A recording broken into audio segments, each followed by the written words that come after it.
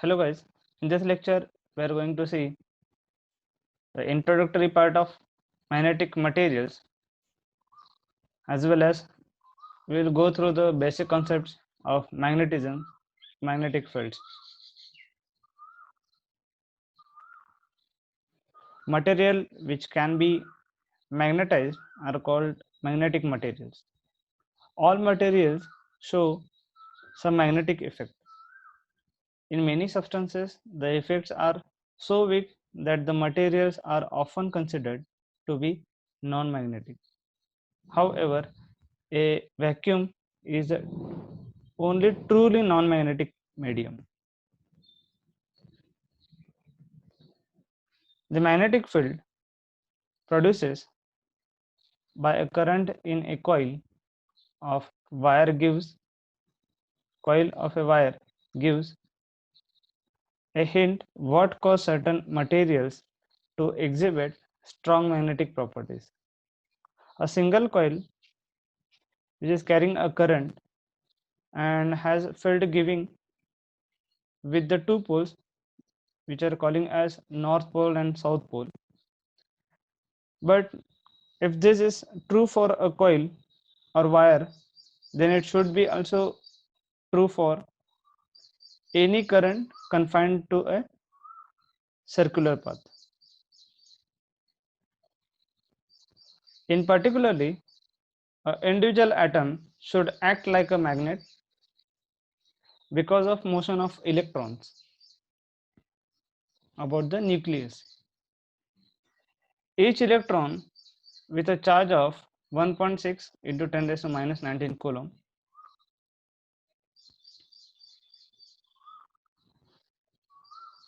circles the atom once in about 10 raised to minus 16 seconds.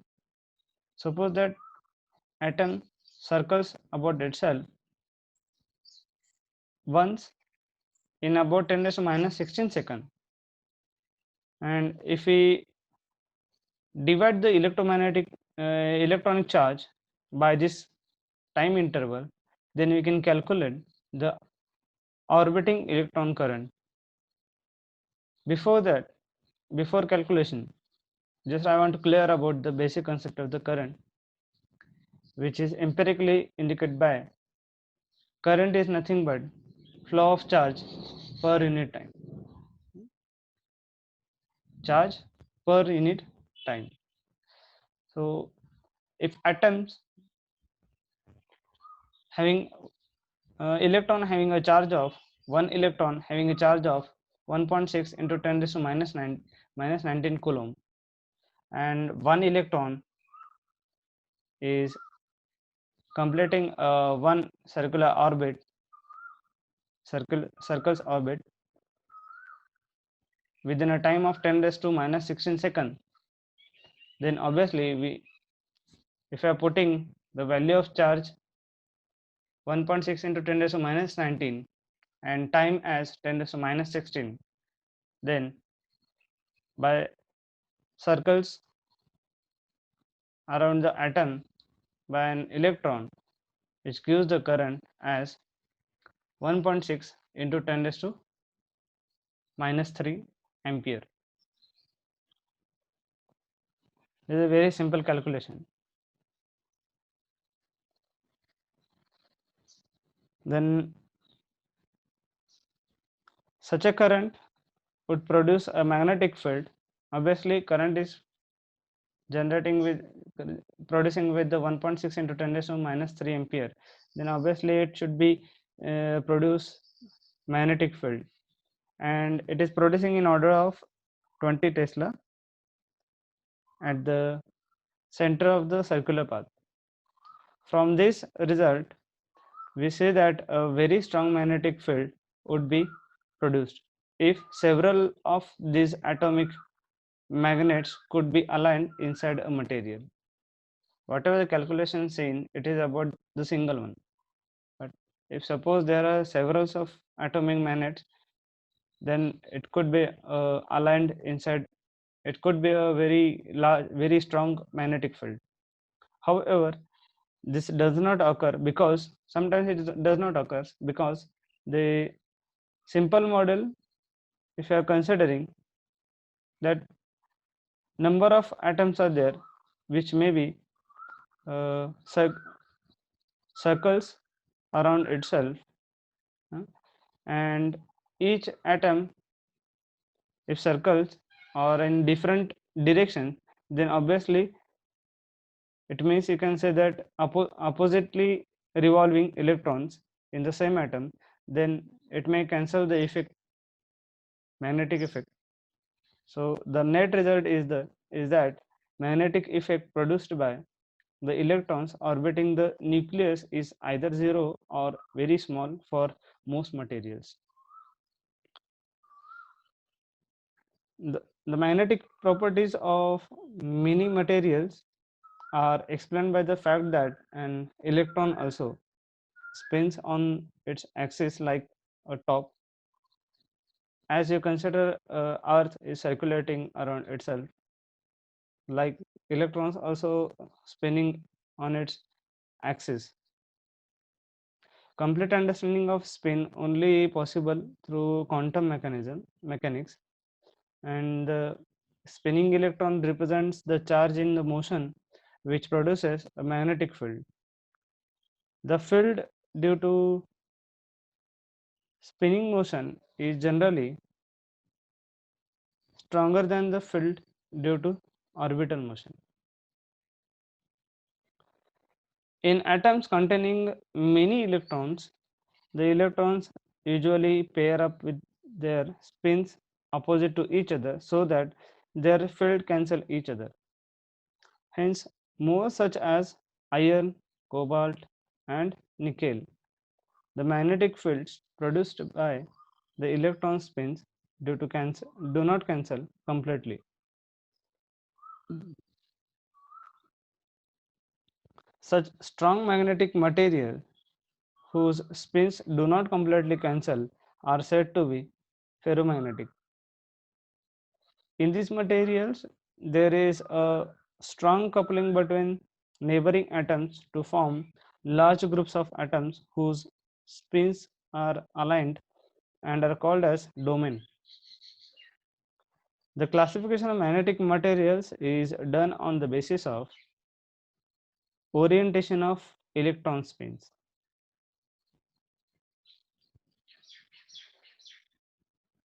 The behavior of magnetic materials can be understood by considering macroscopic and microscopic aspects. Macroscopic framework considers electromagnetic theory aspect, while understanding the behavior of the magnetic materials in terms of role of atomic electrons, magnetically active atoms. Let's see some basic theory regarding magnetic field. First one is of Biot-Savart's law. Before going to the statement of Biot-Savart's law, just I want to clear a very simple phenomena. That is, consider that this blue vertical line is nothing but a conductor which carrying a current I. If I am applying the right hand thumb rule, it means place your palm around this conductor and curl your finger and stretch your thumb in the direction of current. Then this thumb, obviously this thumb indicates the direction of current and curl fingers shows the direction of magnetic field around that conductor. This is nothing but right hand thumb rule. Very steady current in a wire has a magnetic field associated with it. The field, which are lines of force, can be plotted with a compass and has direction as given by the right hand thumb rule, as I told you. If the current flows in the thumb direction, then magnetic lines are in the direction of closing the fingers of right hand simply. The field is expressed as magnetic field intensity, which is nothing but indicating by capital H. Magnetic field strength, it is also called as.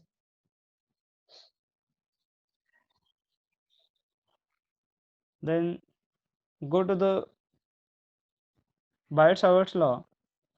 Actually, in this figure shows a conductor with a current carrying conductor with current of I, and consider a very small portion of that conductor, this one.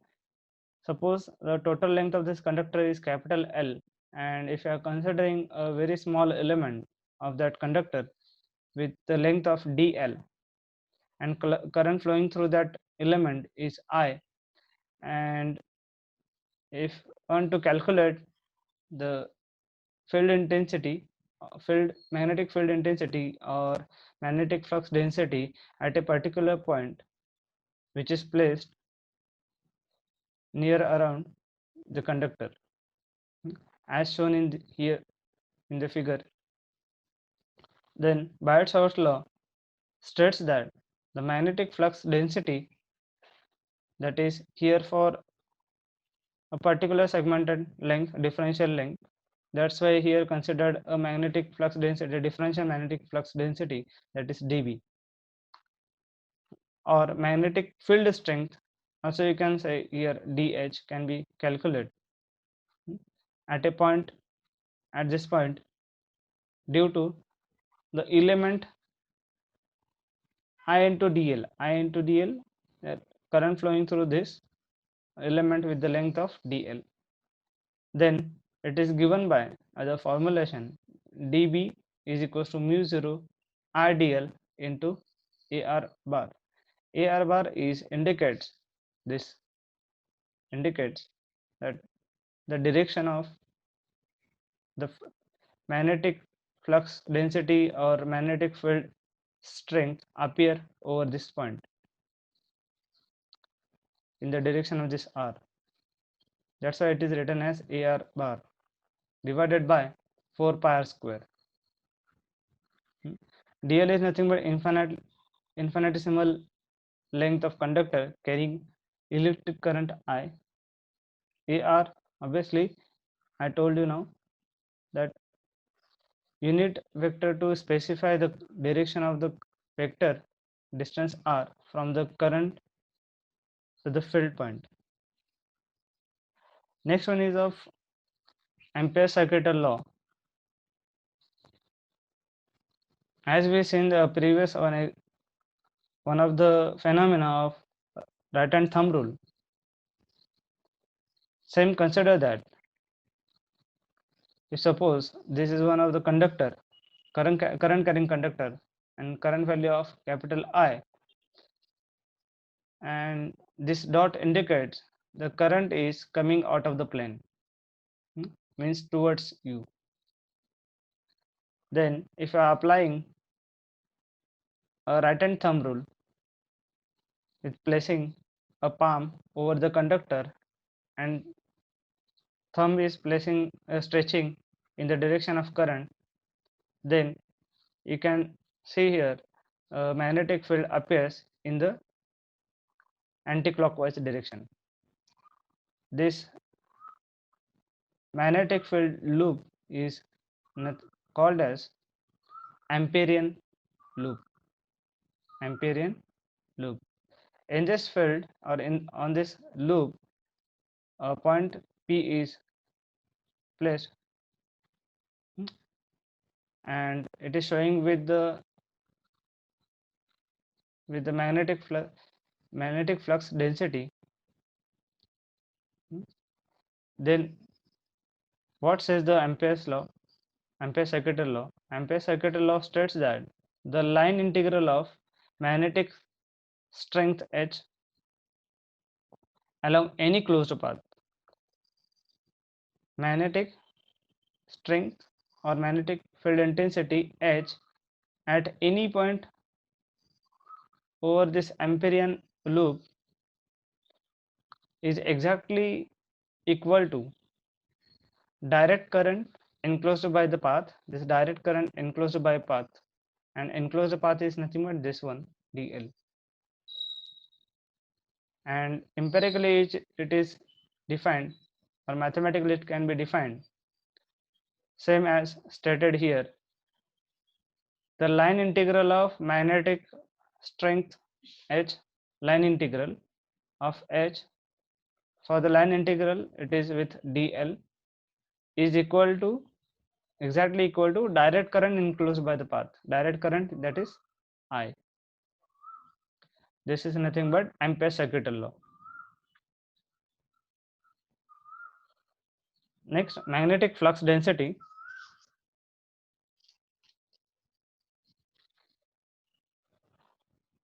Magnetic, before going to the magnetic flux density, just I want to clear that in the magnetisms or magnetic field, there are two principal quantities which are nothing but the magnetic field intensity H and magnetic flux density B.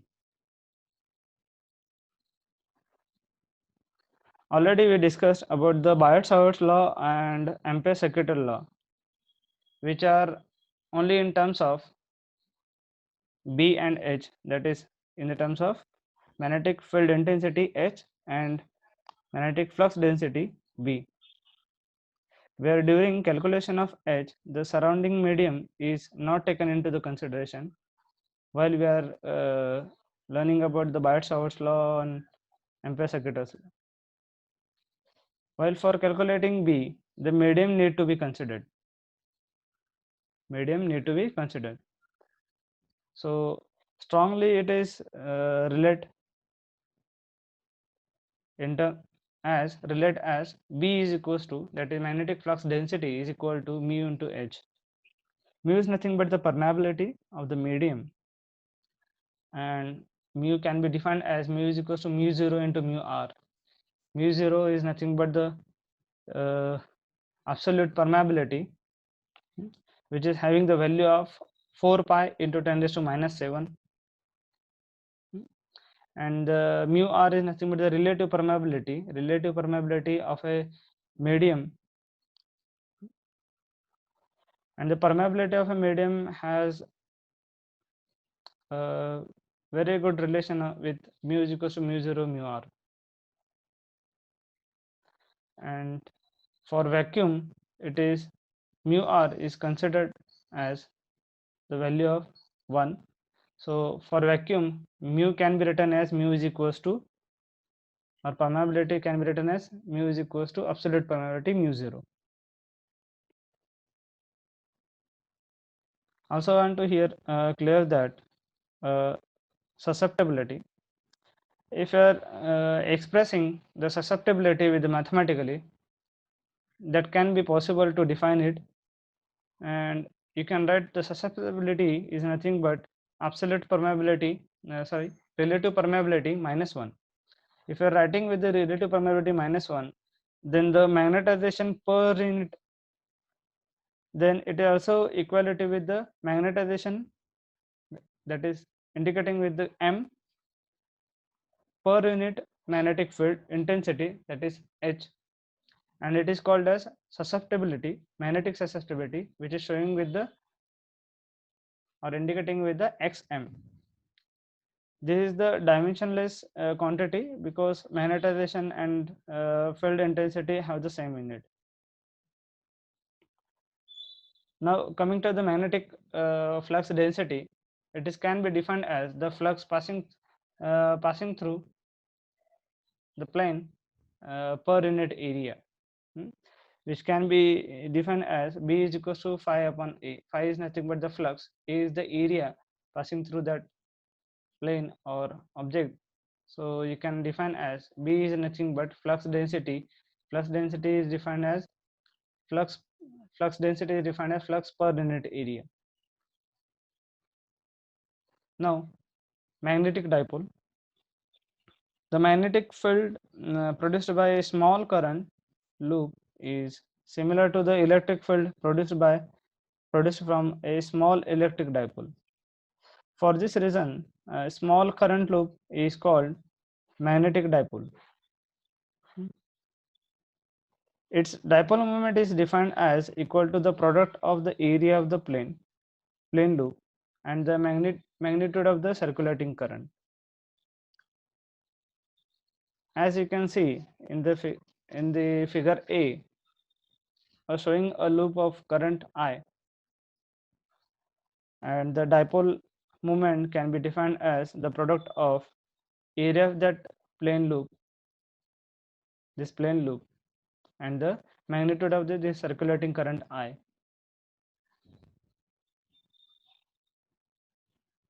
The vector direction of the dipole moment is perpendicular. Vector direction of this uh, dipole moment is perpendicular to the plane of the loop, and it is along the direction of right hand screw rule. Right hand screw rule, it is nothing but, suppose if you are tightening the or losing screw, if you are tightening the screw with the right hand, you have to rotate it into the clockwise direction, then it will go into inside of the plane. If you are rotating the screw with the anti-clockwise direction, then it will be the come out from the plane. This is nothing but the right hand screw rule, and the dipole moment is indicated by Pm, and you can write the formulation as dipole moment Pm is equals to current in the loop into area of that loop. This is whole about the magnetic material, basics of magnetic materials, and some fundamental terms explained in this lecture. Thank you very much. Thank you for listening to me.